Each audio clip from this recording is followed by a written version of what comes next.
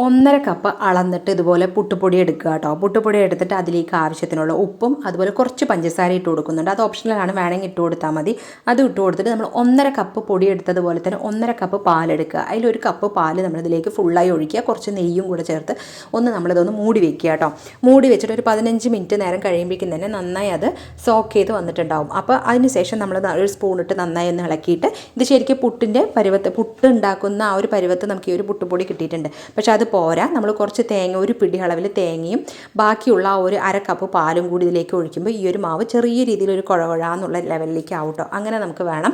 എന്നിട്ട് നമ്മുടെ കയ്യിൽ സ്റ്റീൽ പ്ലേറ്റ് ഉണ്ടെന്നുണ്ടെങ്കിൽ സ്റ്റീൽ പ്ലേറ്റിൽ കുറച്ച് നെയ്യ് ആക്കിയിട്ട് നമ്മൾ ഈ ഒരു പുട്ടുപൊടി ഇട്ട് കൊടുത്തിട്ട് നമ്മളത് ആവിയിൽ വെച്ച് വേവിക്കാനുള്ളതാണ് കേട്ടോ. അപ്പോൾ എനിക്ക് സ്റ്റീൽ പ്ലേറ്റ് കറക്റ്റായിട്ട് കിട്ടാത്തത് കൊണ്ട്, കാരണം സ്റ്റീമറിനേക്കാളും വലുതായിരുന്നു. അപ്പോൾ നമ്മളൊരു കേക്ക് ടിന്നിലാക്കിയിട്ട് ഇതുപോലെ ഒന്ന് വെച്ച് കൊടുത്തൊരു 15 മിനിറ്റ് കഴിഞ്ഞ് നമ്മൾ ജസ്റ്റ് ഒന്ന് കുത്തി നോക്കുക കേട്ടോ.